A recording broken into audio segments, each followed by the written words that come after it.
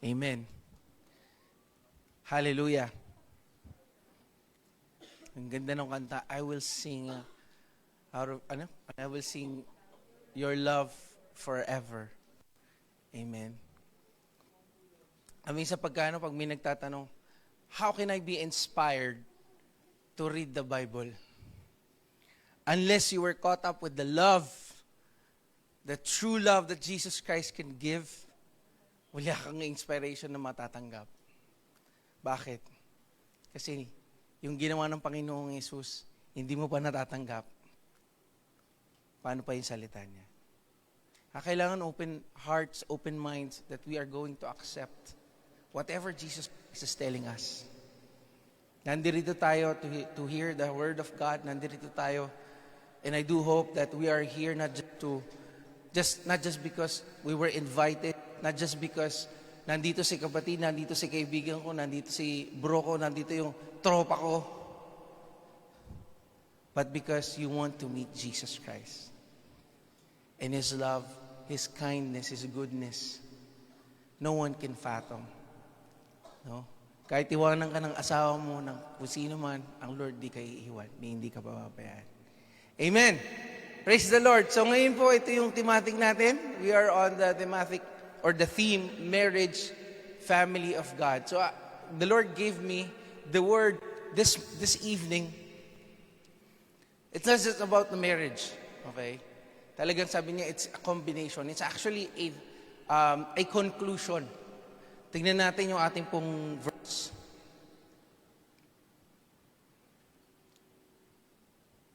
Amen. It was from 1 Peter chapter 3, verse 8 to 12. Pwede po tayo magsitayo, sandali lang po, para mabasa po itong verse natin for this evening. Sabay-sabay po tayo.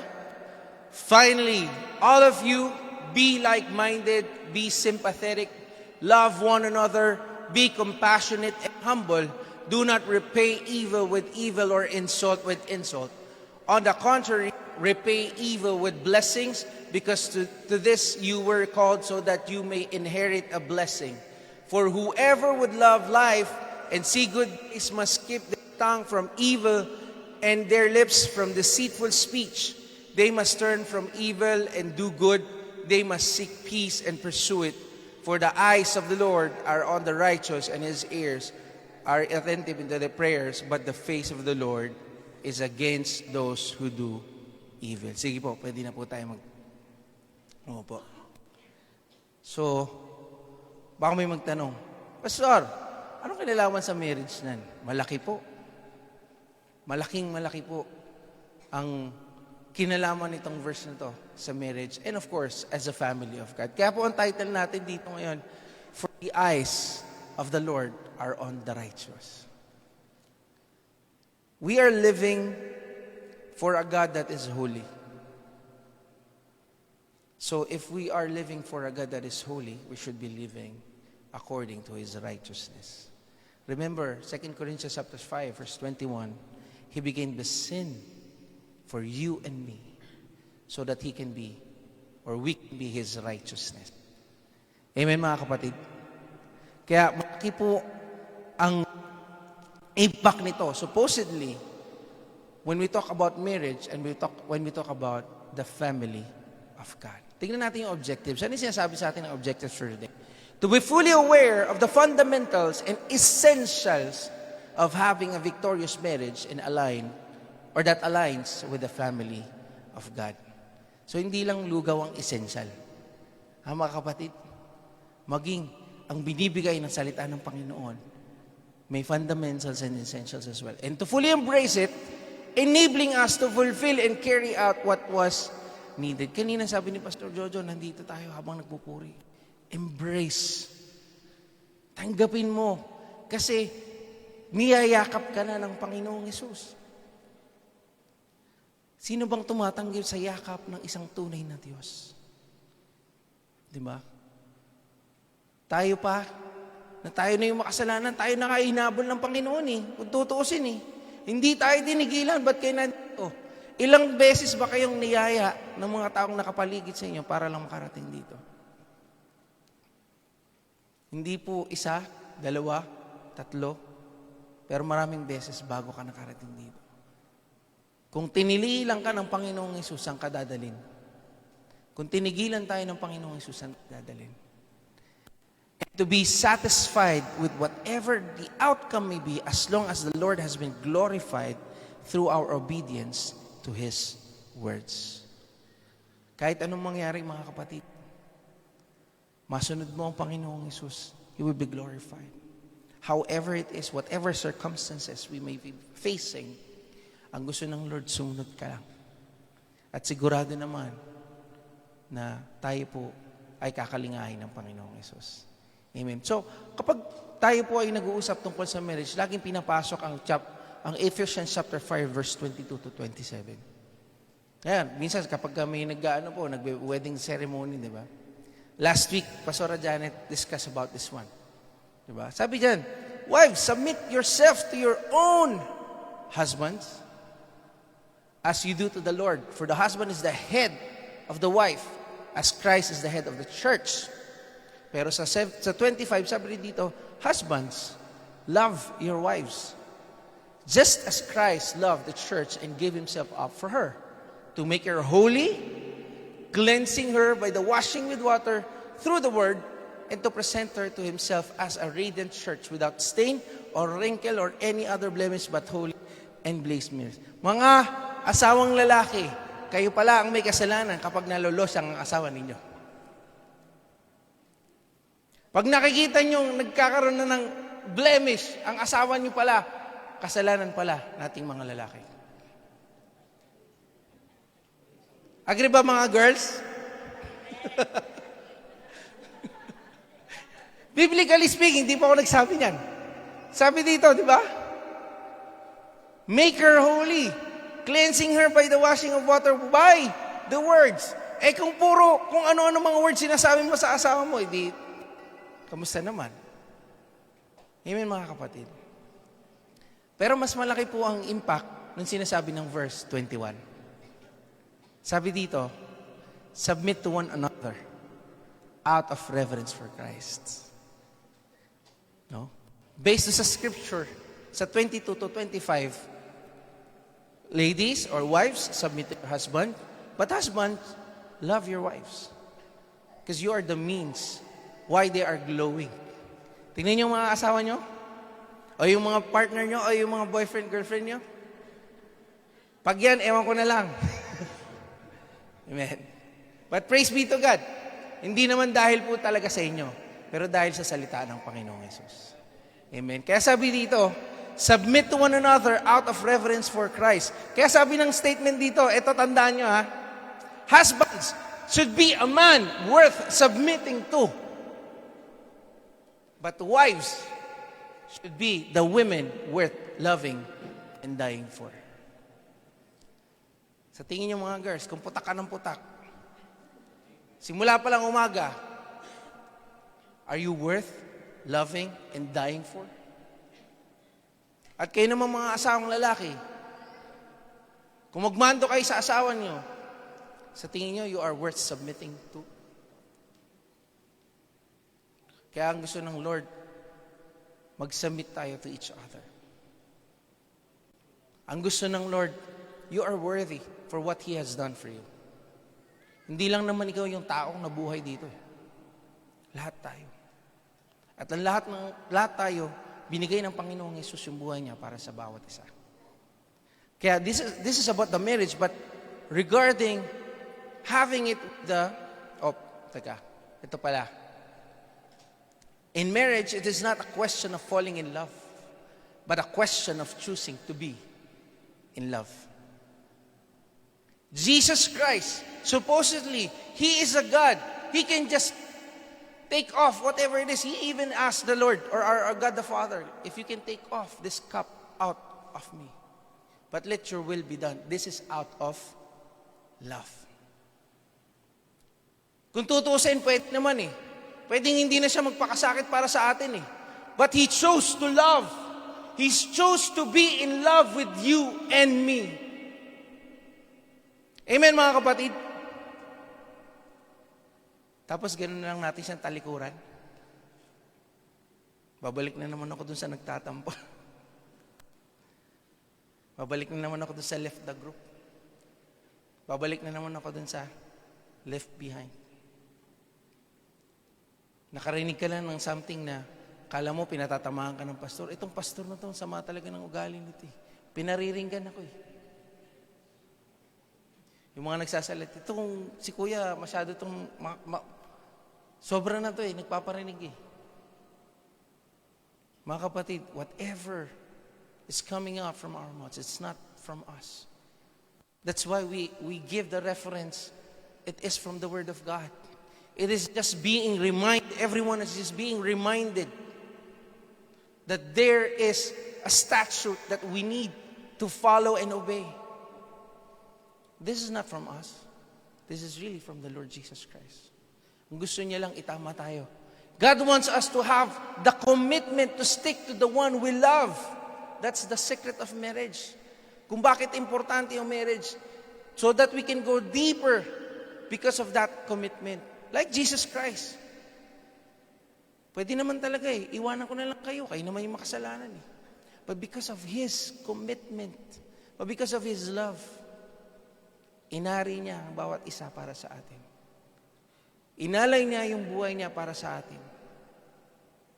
That's why marriage was modeled with the love that Jesus Christ have done for each and every one of us. Kaya sa atin pong mga kapatid dito po sa family of God, we should be the bride worth loving and dying for as Jesus, our groom, died and sacrificed His life for us to be saved. As a family of God, does everyone accept already that they are totally daughters and sons of God? Amen? Taas nga kamay ng mga anak ng Diyos. Taas ang kamay ng mga anak ng Diyos. Anak kayo ng Diyos, ha? So, ariin nyo yan, dalhin nyo hanggang sa kamatayan. Ibig sabihin, kung talagang anak ka ng Diyos, dapat sinusunod mo ang salita niya. Dapat nakikita sa iyo ang pagka-Diyos ng Panginoong Yesus. Hindi dahil lang sinabi mo, anak ako ng Diyos.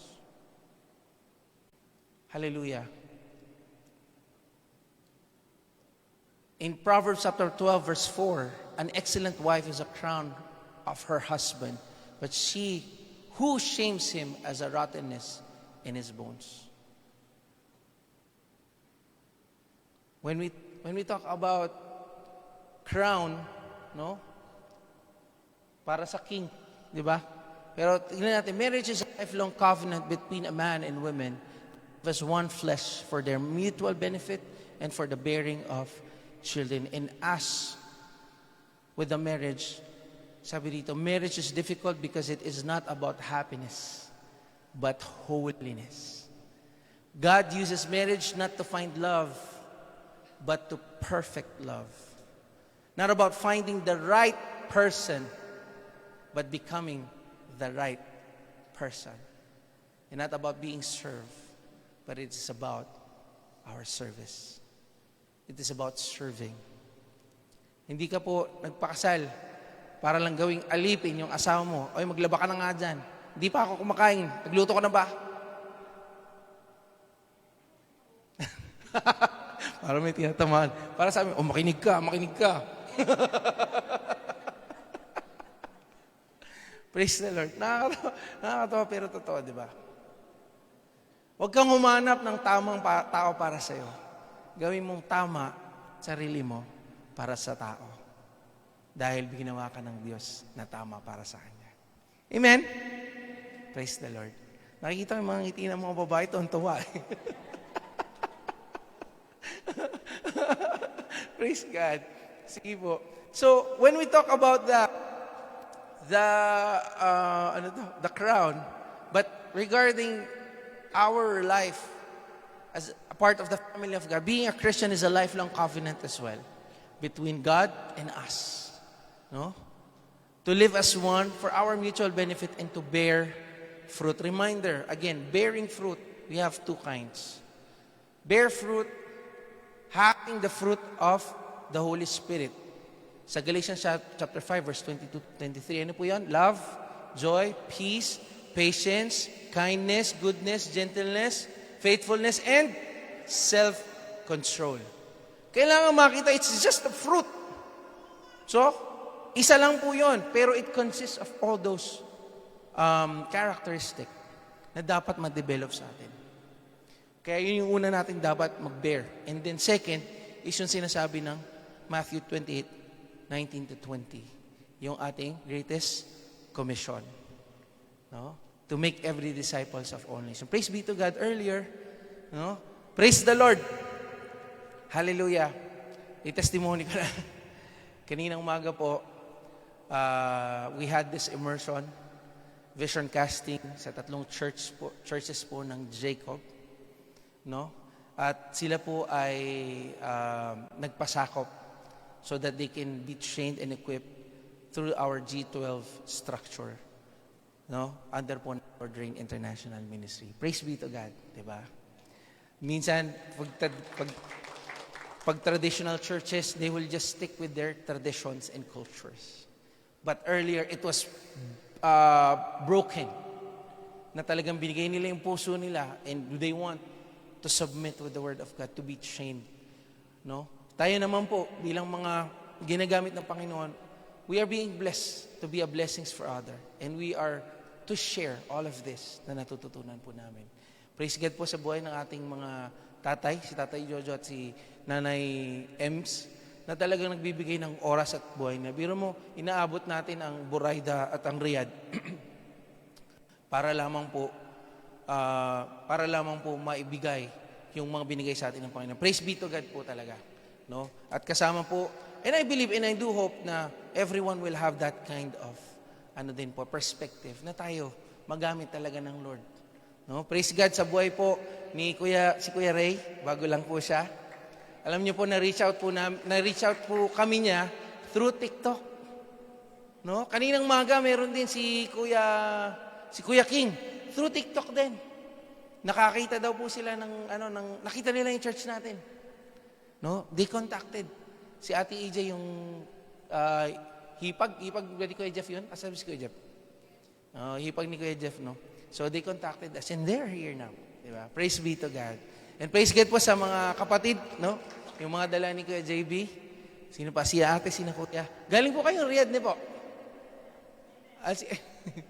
Amen po. But again, welcome po sa family ng Lord Rain International Ministry. Ang preaching point po natin is Northwest 4 I. I stands for integrity. Amen. So patuloy po tayo. What does it mean that she is the crown of her husband? No? Like a crown of a king's head. She signals to everyone that they should honor and respect this man. No? Praise God po sa buhay ng asawa ko. No? Tingnan niyo naman yung asawa ko. Mukha bang may problema sa asawa yan? Praise the Lord. No, but what I'm trying to say is that, sabi nga dito, she is the one who will signal that this man should be honored and respected. Dapat palang bodyguard dito yung mga asawang babae. Okay, respetuhin niyo yan. Asawa ko yan. No? Sabi dito, she makes her family rich in Proverbs 31:10 to 31. Pero kukuhanin ko lang yung 30. Charm is deceptive and beauty is fleeting, but a woman who fears the Lord is to be praised. Praise be to God. Kaya yung mga women na nagbibigay ng salita ng buhay nila sa Panginoon, palakpakan po natin ang buhay nila for the glory of our Lord Jesus Christ. And while she respects her husband, no, however, sabi dito sa Ephesians, each of you also must love his wife as he loves himself, and then the wife must respect her husband, encouraging her children and others to do the same. Pagkaganyan pala, no, tayo, yung mga asawang babae, they encourage other people na respetuhin at i-honor itong tao na to na lingkod ng Panginoong Hesus. Diba? Hindi lang dahil sa asawa niya ito, pero nakikita niya na talagang lingkod to ng Panginoong Hesus. Amen. So, how can we have the victory in our marriage and in the family of God? 4 points. Tingnan natin. Una, lagi ito be humble and compassionate. No? Kaya sabi sa 1 Peter chapter 3 verse 8, be humble or be compassionate and humble. In marriage as well as in the family of God, humbleness and compassion are vital to live victoriously. Nakakita ka ba ng hambog? O sige, marami siguro silang pera, pero they will never really be satisfied with what they have. But try to imagine you being humble, having everything that Jesus Christ just gave you, you are satisfied, and you have the compassion in life. And indeed, you are growing, and we are growing. Sabi ko nga, kulang na yung upuan natin. Dapat project pala namin yun nung bibili ng mga upuan. Kasi dumadami tayo. But it's not about the numbers. It's about the quality. Men and women of God. Kasi soon, baka maganap na pa tayo na mas malaki pa or additional villa kasi hindi na tayo kasya. No? Ang Riyadh po, they have good problem. No? Para silang sardinas. Hindi na sila kasya, kaya talagang nag-scout na sila ng banibago nilang bahay kasi hindi na sila kasya sa dami nila. And yung karamihan po na yon, hindi lang po yung mga attendee.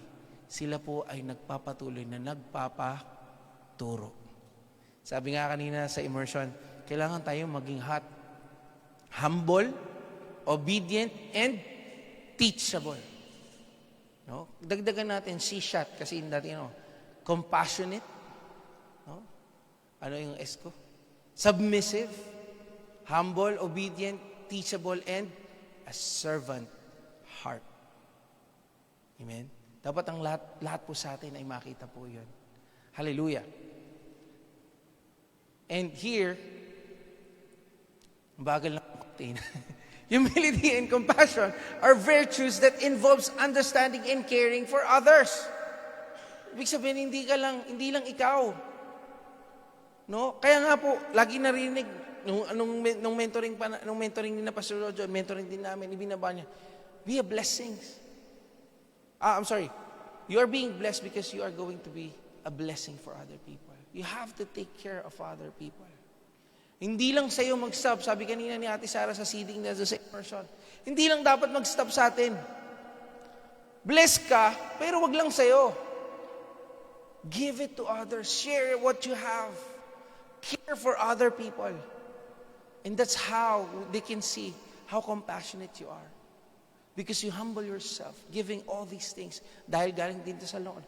They are often seen as a complementary qualities, with compassion often being a result of humility, which applies both in marriage and relationship and in family of God. Kaya hindi lang po applicable to sa mga mag-asawa.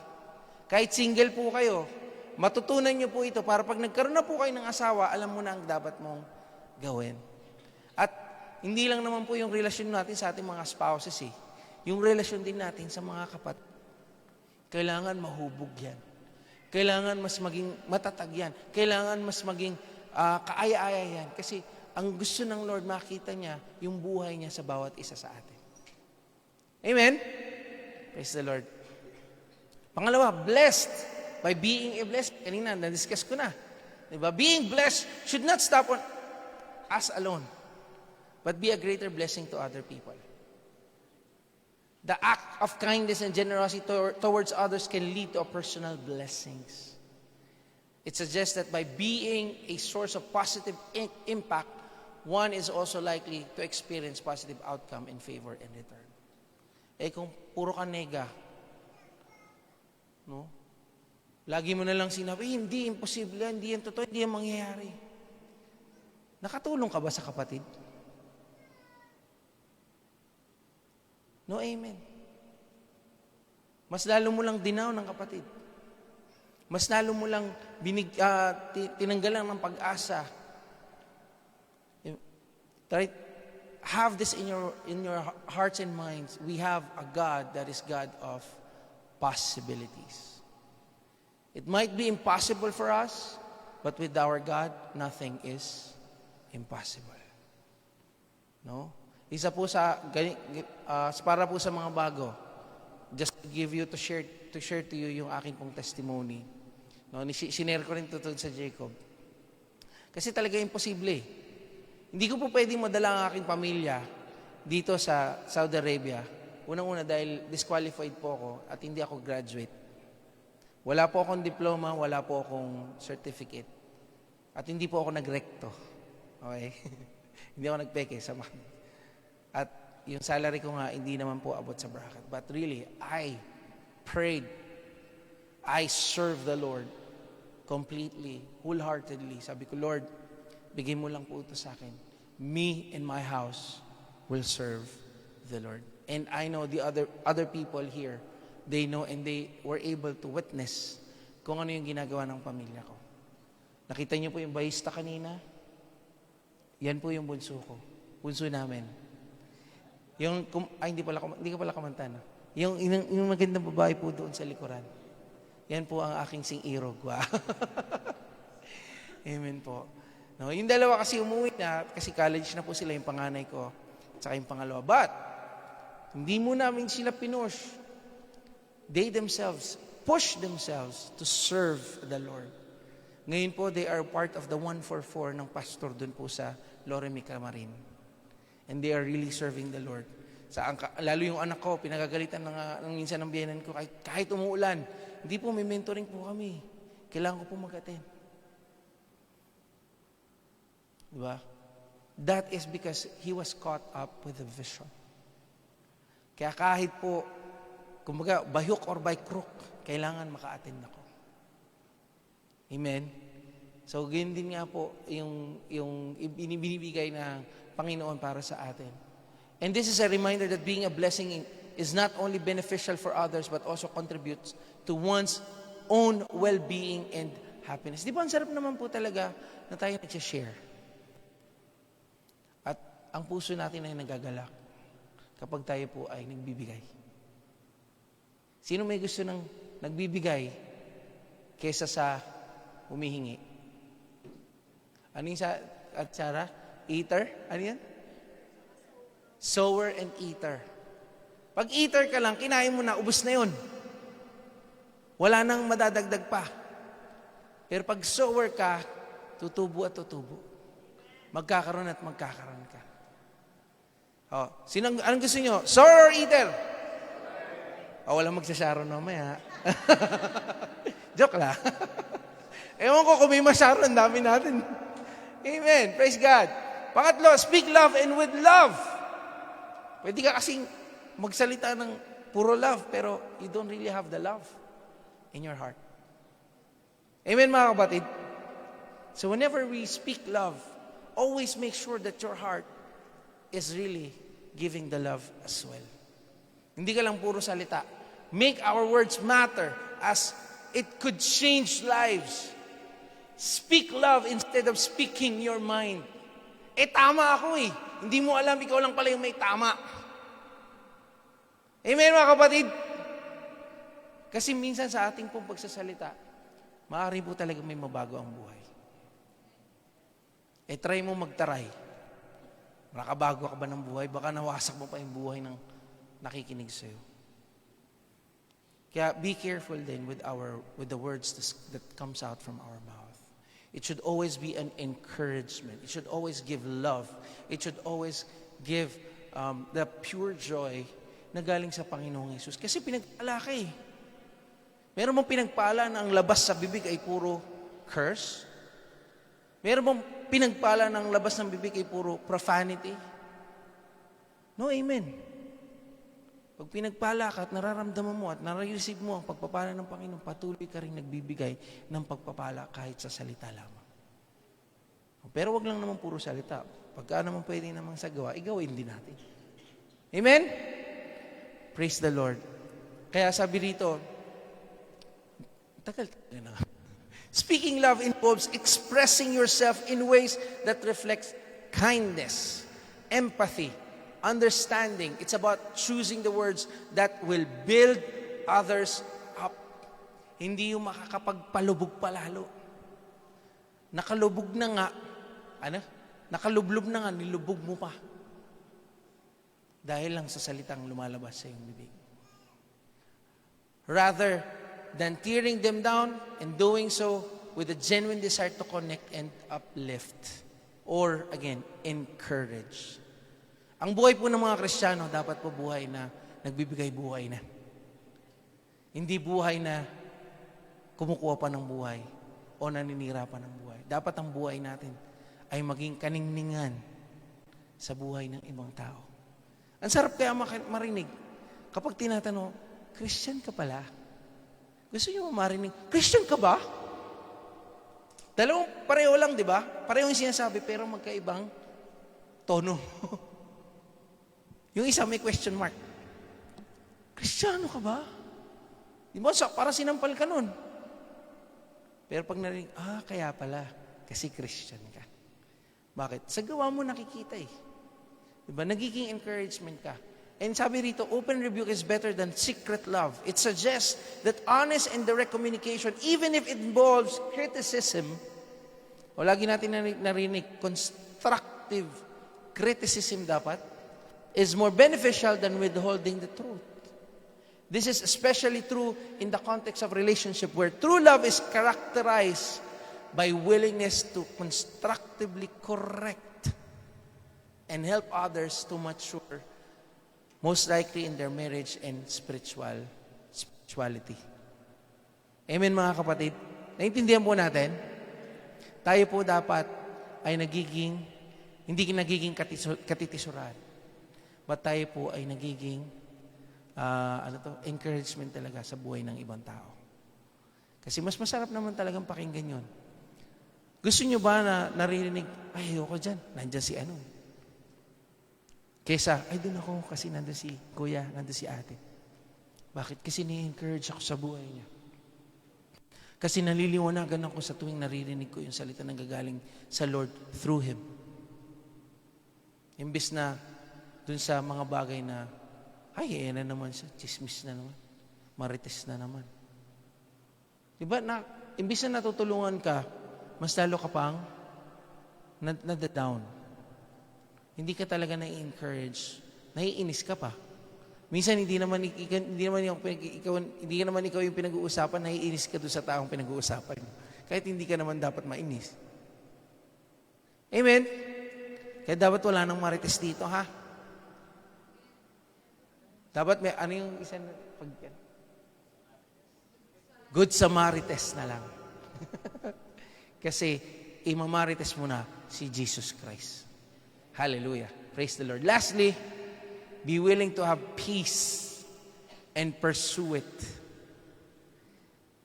Sino may gusto ng war? Wala, di ba? Sino may gusto ng gulo? Wala. Gusto natin talaga kapayapaan. And when we are aiming to have the peace, let's pursue, work, actively strive for peace. Do not just passively accept peace, but actively seek it, pursue it, and work to maintain ang peace sa buhay ng bawat isa. Kailangan may kapayapaan. Kasi kapag may kapayapaan ka sa puso, yung kapayapaan makikita sa mukha mo, nag-glow ka. Tingnan mo si Ate Precious. Precious. Ano yun? Lord of the Rings ba yun? Amen, di ba? May kapayapaan. Dati wala itong kapayapaan. Ewan ko yung, praise the Lord. But praise God, sa buhay ni Ate Precious talagang nakita namin din yung pagbabago sa buhay niya. Kaya pagka day off niya, talagang nandito yan, pupunta yan sa BS. Praise the Lord. Amen? So, magkaroon tayo ng kapayapaan. Hindi lang tanggapin mo yung kapayapaan. Kailangan sugurin mo. Kailangan maranasan mo. Kailangan ma-maintain mo. Na-receive mo na. Kailangan hindi ito mawala sa'yo. Pag nawala sa'yo yan, our life will be ruined. Maybe our life will be ended. Wala ka ng kapayapaan. Na-encounter niyo ba yung batang nagpakamatay dahil pinagalitan ng tatay kasi hindi siya nakasama sa honor? As simple as that, he ended up his life because he doesn't have the peace. Tayo naman mga magulang, again, it's just always going to be encouragement. Siyempre gusto natin na aakyat yung ating mga anak. May award. Pero kung hindi naman hindi naman na ganun ka ang award para sa anak mo. Basta hindi siya bumagsak. Kasi ang mahalaga din naman pagtapos ang dami ko pong mga kaklase, mga honor rolls nung aking nung batch ko. Mas nakita kong nag-strive pa yung mga makukulit sa amin Sila yung mga naging engineer, maging mga accountant, ng magandang trabaho. Yung makikita mo ng mga sakit sa ulo ng mga teacher noong mga time namin. Pero yung mga nagkaroon ng honor, nag-horror na. Amen, mga kapatid. Iba nakakalungkot because of just a simple thing na wala ng peace yung bata. Biro mo, bata pa. Ilang taon yun? Basta bata pa. Ante. No? Dahil lang po napagalitan, dahil walang honor, nagpakamatay. So we have to be very careful and give the peace. As you receive the peace, you are also to give peace to other people. It implies conscious effort to turn away from evil and do good, as well as to be reconciled with others. Yun yung peace. Baka meron pa pong hindi nakakapagpatawad sa atin. Baka meron pa pong unforgiveness sa mga puso natin. Pakawalan mo na. Baka ang sarap na ng tulog ng taong hindi mo mapatawad. Ikaw, natutulog ka, siya pa rin ang iniisip mo. Para ka nakikipagtagapwar sa hangin. Hila ka ng hila, yung isa tulog na. Bakit hindi ka makapagpatawad Amen, mga kapatid? Reconcile. Actively seek peace. Pursue peace, turning away from evil, and do good. So yung mga, kagaya ng Psalms 34:14, also emphasize the importance of avoiding evil and actively doing good. This implies a commitment to ethical behavior and a desire to make a positive impact. A positive impact sa buhay ng ibang tao. Huwag yung negative. Walang gustong lalumapit sa'yo kapag puro ka nega. Pero kapag ikaw ay taong, ano nga yung tawag dun? Anong tawag dun sa tao? Optimistic. Lahat ng tao, lalapit sa'yo. Kahit puro problema, lalapitan ka. Bakit? Nakikita niya yung buhay mo punong-puno ng positivity. Praise the Lord. Ways to seek and pursue. Unang-una, be a peacemaker. Sinong peacemaker dito? Amen. Praise be to God. Peacemaker tayo. Kailangan kung peacemaker ka, give the peace as well. And make this peace. Matthew chapter 5 verse 9, blessed are the peacemakers, for they will be called children of God. No? Promote positive action, engage in act of service, like what we're doing, contribute to the well-being of other people. Gaya po nung naging immersion po earlier. O ito lang po, simple, divine service natin. You are here. May mga nag-serve sa atin, mayroong mga nagsundo sa atin, mayroong mga ginamit ng Lord para makarating tayo dito. Diba? That's one of the things that we are engaging the act of services. Seek wisdom and guidance and be mindful of our own actions and words. So mga kapatid, 4 lang po yan. Tayo po'y magsitayo. Sabi ng conclusion, for the eyes of the Lord are on the righteous and shows humbleness and compassion. Blessed by being a blessing, speaking love with love, and willing to have peace by pursuing it. Kaya po sa 1 Peter chapter 3 verse 12, as the final conclusion, for the eyes of the Lord are on the righteous, and His ears are attentive to their prayers, but the face of the Lord is against those who do evil. Father God, we thank you, Lord, for once more reminding us of the things that we are supposed to do, Lord God. Lalo tigit, Panginoon, kami na itinawag mo na mga anak mo. Kaya dapat sa aming mga buhay, Panginoon, magmanifesto yung buhay na naging buhay mo dito sa mundong ito. Upang makita ng iba na kami nga ang iyong mga disipulo. That we are your disciples, O Lord God. That we love each other, and this love is to be shared for others as well. Salamat sa pagkakarinig namin muli ng iyong mga salita. Hindi lamang ito maging kaalaman sa aming iisipan ngayon, pero makita, madama, malakaran namin, magmanifesto sa aming mga buhay. Hindi dahil kami tinggil pa, o hindi dahil kami nag-iisa lamang, o dahil kami ay kasal na. But Lord, ang lahat ng salita na ito ay para sa aming lahat. Kaya dapat maranasan talaga namin, Lord God, yung pagpapala ng iyong mga salita na sa aming mga buhay makita yung full transformation, O Lord Jesus, na ikaw lamang siya magbibigay, Panginoon. Salamat. Maraming salamat sa pag-aalay mo ng iyong buhay para sa amin, para sa kaligtasan na meron kami ngayon, Lord God. Patuloy aming itataas ang pangalan mo sa aming mga buhay, Panginoon. Salamat muli sa iyo, aming papuri, pagdakila, pagsalamat sa pangalan mo, Panginoong Hesus, kasama naman ng Espiritu. Amen.